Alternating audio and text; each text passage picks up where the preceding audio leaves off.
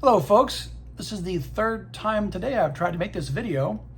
First time I paused it, and I came back and I hit the wrong button to unpause it and it stopped the video. Second time I started it and it recorded for about a minute and the screen began to fade out. Let's hope this doesn't happen this time. Third time's a charm, right? This is a video on the Vanilla Fudge. They were a heavy psych band from New York. They gave us Carmen Apiece, the power drummer. They didn't write their own material that much in the early days, so I think they kind of were hindered by that. And then when they began to have mostly their own material on the third album, they'd already peaked. And that album, well, I'll get that in a second. I like the record, but it's not the strongest batch of material. Anyways, their first album, the one that they're known for the most, is called Vanilla Fudge.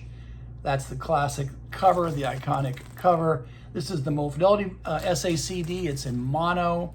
I recommend it. I don't really have a preference for stereo versus mono in that regard. But what I'm going to use is this box set, which came out last year, the Where's My Mind, the Atco recordings from 67 to 69. It gives you all of their 60s albums. 9 discs. Oh, you can see that nicely, can't you? So I'm pretty sure you can still get it online for, 50, 60, 70, I don't know, but whatever it is, it's 9 discs, so it's worth it. So here's the first album in both the mono and stereo mix. Is always nice when you get both mixes in these little box sets.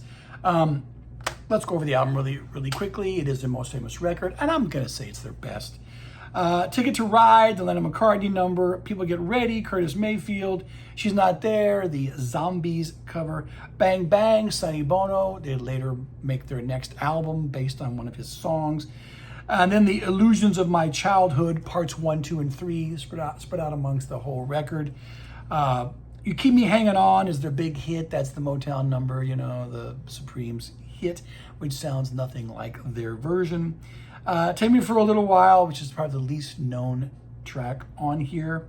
And then Eleanor Rigby. These are all very kind of slowed down, heavy, kind of pounding with organ and lots of psychedelic motifs.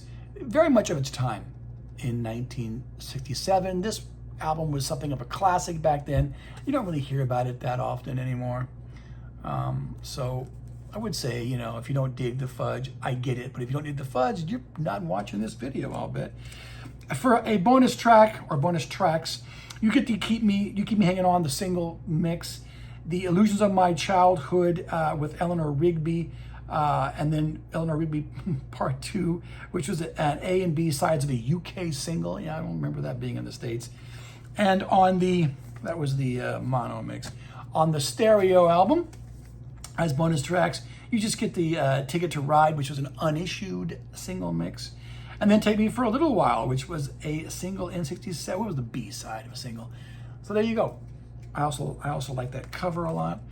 All right, their second album, you also get the mono and stereo mixes. It's called The Beat Goes On. I like that cover too. Okay, a little bit of a history of The Beat Goes On. This is considered to be a weak album. Sometimes you'll see like worst albums of. I think I had a book once.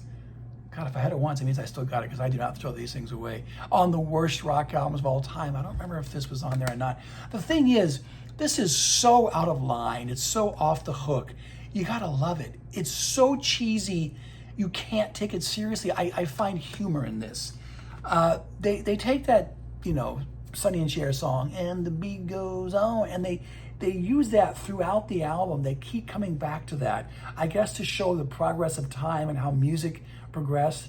It starts off like in the classical European era, and then like you've got like a country song, and then like a Great American Songbook track, and you get into like early rock and roll, and then there's a long interview track of they're interviewing people on the street.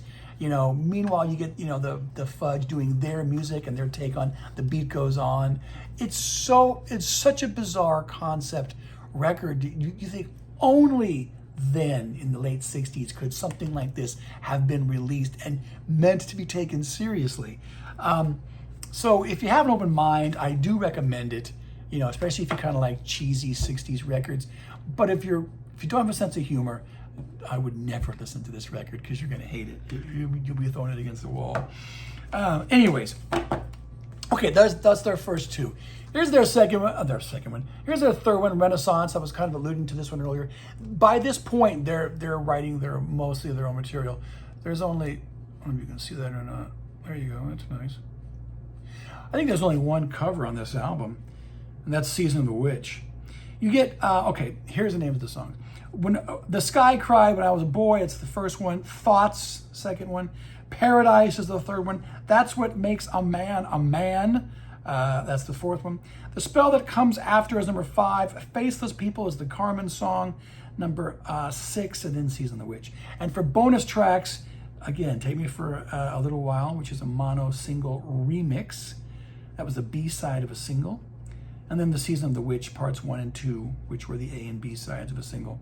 And then a studio version of Break Song, which would be on the next album. So I'm going to say Renaissance is their most underrated LP. I can't in all, you know, good conscience tell you guys it's a great album, go out and buy it. Only the first album kind of fits that category. But this would, either this or The Beat Goes On would be my second favorite. They're probably tied. I guess I should respect this one more because it's got more of their original material on there. But again, the concept of The Beat Goes On is so bizarre. I kind of like that. Anyways, there you go. That's 69. Here is 2 discs of a live show they did on New Year's Eve. 69. Well, it's January 1st, 69, so it's 68 going into 69. It's good. You want live Fudge? There you go. It's called Live at the Fillmore West, San Francisco, January 1st, 1969. The set list is good. It gives you pretty much everything that you want to hear. She's Not There, Shotgun, which will be on the next album. People Get Ready, You Keep Me Hanging On, Season of the Witch, Break Song again. Good Lovin', Ticket to Ride. There's a medley of Moonlight Sonata and For Elise, the Beethoven number. And Eleanor Rigby, so that's 3 tracks that they put in that medley. Take Me for a Little While, and it ends with Like a Rolling Stone. Was not released at the time, but I like it. All right, it's a nice little bonus to make you get the box set. Okay, here's Near the Beginning from 69. This is, I'm going to say, an average Fudge record. All right, it's not as good as any of the previous stuff. There's lots of extraneous jamming on here, but it's better than rock and roll, which I'll get to in a sec. Shotgun, which is on the live show I just talked to you guys about, is on here. Some Velvet Morning, which is interesting. You know, that's the Lee Hazelwood song with Nancy Sinatra. They do their spin on that. Where Is Happiness is a Carmen Appice song. Then their version of Break Song. Well, I shouldn't say their version, it's their song. But it was on the previous live album, and it's a bonus track on the album before that, a studio mix. It's a long track on here. Bonus tracks, Heartache Jam, the single edit of Shotgun, Good Living, which is the B side, People, which is the B side of a single, and then the short version of Some Velvet Morning, which was the A side of a radio promo cut, the unedited version of Good Living, and the Love Jam. So this is pretty much for Fudge diehards, but it's not bad. I mean, if you've gotten to this point, you know, and you've listened to the first 3 albums plus the live stuff, this is more or less in keeping, all right? The worst album in the box came out in September of 69 is Rock and Roll. I don't even know this album that well. It has a generic looking cover, which was like, it was made as like a mock-up in some studio in about 20 minutes. I don't even really know these songs. Need Love, Lord in the Country, I Can't Make It Alone, Street Walking Woman, The Church Bells of St. Martin's, The Windmills of Your Mind, everyone did that one. If You Gotta Make a Fool of Somebody. So there's some covers on here, along with, you know, original material. And then 1, 2, 3, 4, 5, 6 bonus tracks. All the CDs have bonus tracks. All the studio albums have bonus tracks in this box. So, you know, for the money, you can't beat it.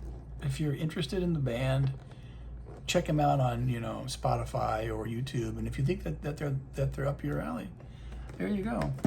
Okay, and before that, Where's My Mind? Whenever I said that title, I think of the Pixies song. Came out. We had this.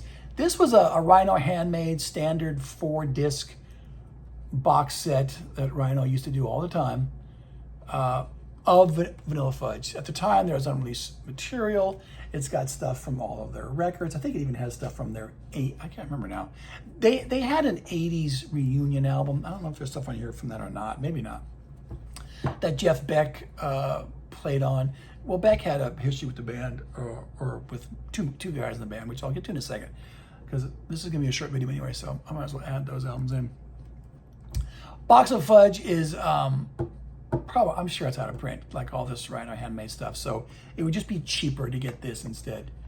It's more discs, but it's cheaper than just getting this. Okay, so Carmen Apice, whatever you want to say, was an in-demand drummer. You know, the Fudge toured with Led Zeppelin. They were friends. I think the Fudge said that Led Zeppelin was the only band that ever blew them off the stage. Bonzo, John Bonham, and Carmen were friends. And so, yeah, in the early 70s, when there was no more Vanilla Fudge, the services of Carmen Apice was still, you know, in demand. So Jeff Beck got Carmen and Tim Bogert, the bass player, and they formed the power trio, Beck, Bogert, and Apice. I like the record. It's a heavy, you know, power trio kind of thing of the sort that was popular at the time. It doesn't really sound like the Vanilla Fudge, because this is heavy music like the Fudge, but it was, you know, sans psychedelia, because this is 73, it's not the 60s. But it's a strong record. It's after this, Beck would all but abandon hard rock and go into fusion, where he would, you know, more or less stay off and on anyway for the rest of his career. The record is pretty good. Just, what was it, last year? Nope, 2023. We got this rather excellent addendum. This is live in Japan in 73 and live in London in 74. The Japanese album was already released. You know, that came out in the 70s, but the live in London one did not. I'll show you what they look like. You get various things in here. Here's the live in Japan album, which it kicks ass. If you want to make a strong case that this live stuff is better than the studio album, I don't think I'd argue with you. And here's the live in London, which is virtually as good. And this was never released until this box set.